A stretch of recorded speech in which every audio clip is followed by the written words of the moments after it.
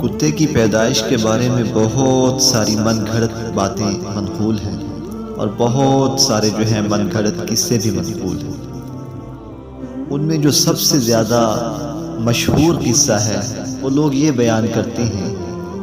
کہ جس وقت اللہ کریم نے آدم علیہ السلام اور سیدہ حوا سلام اللہ علیہا کو جنت سے زمین پر اتارا تو آدم علیہ السلام کو سرزمین ہند پر نازل فرمایا اور سیدہ حوا سلام اللہ علیہا کو سرزمین مکہ کے اندر نازل کیا، اتارا۔ تو جب شیطان کو اللہ تعالیٰ نے مردود قرار دیا اور اس کو بھی زمین پر بھیجا تو اس نے سارے کے سارے جو ہے وہ وحشی جانوروں کو حکم دیا کہ یہ آدم علیہ السلام تمہارے اور ہمارے دشمن ہیں، چونکہ ہم ان پر حملہ کر کے ان کو ہمیشہ ہمیشہ کے لیے ختم کرنا چاہتے ہیں، کیا تم میرا ساتھ دو گے؟ تو سارے وحشی جانوروں نے کہا کہ ہم آپ کا ساتھ دیں گے۔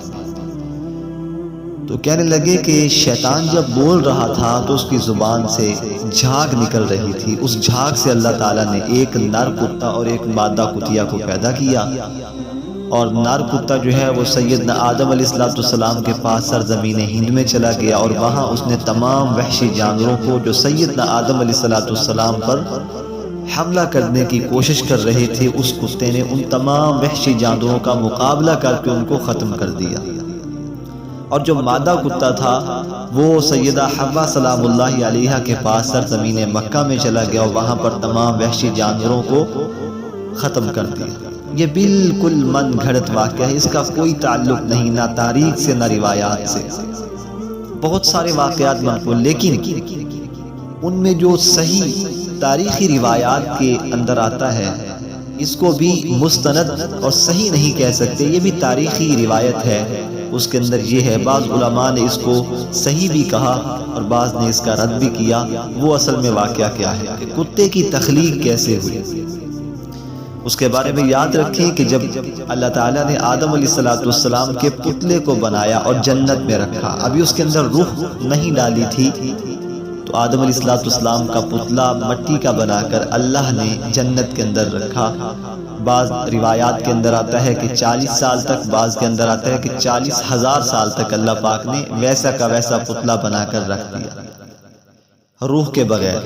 تو جب شیطان اللہ تعالیٰ کی یہاں عبادت کرتا تھا تو یہ آدم علیہ السلام کے اس مٹی کے بنے ہوئے پتلے کو جو ہے اور اس جسم کو جو ہے وہ حقارت کی نگاہ سے دیکھتا اور کبھی ٹھوکر بھی مارتا تھا، حقارت کی وجہ سے، تکبر کی وجہ سے۔ ایک مرتبہ اس نے دیکھا تو آدم علیہ السلام کے مٹی کے بنے ہوئے جسم پر تھوک دیا۔ اللہ تعالیٰ نے فرشتے کو حکم فرمایا کہ شیطان مردود کی جو تھوک ہے اس کو اٹھاؤ، اس کے جسم سے الگ کرو۔ تو تاریخی روایات کے اندر آتا ہے کہ فرشتے نے جہاں جہاں پر شیطان کی تھوک لگی تھی وہ ناف کا حصہ تھا، تو ناف سے مٹی کو اٹھایا تو اللہ تعالیٰ نے اس مٹی سے پھر کتے کو پیدا فرمایا، کتے کی تخلیق ہوئی۔ اس وجہ سے آدم علیہ السلام کی اولاد میں تا قیامت ناف کی جگہ پر ایک چھوٹا سا سوراخ ہوگا تمام کے تمام بنی آدم کے۔ یہ وہی مٹی ہے جہاں سے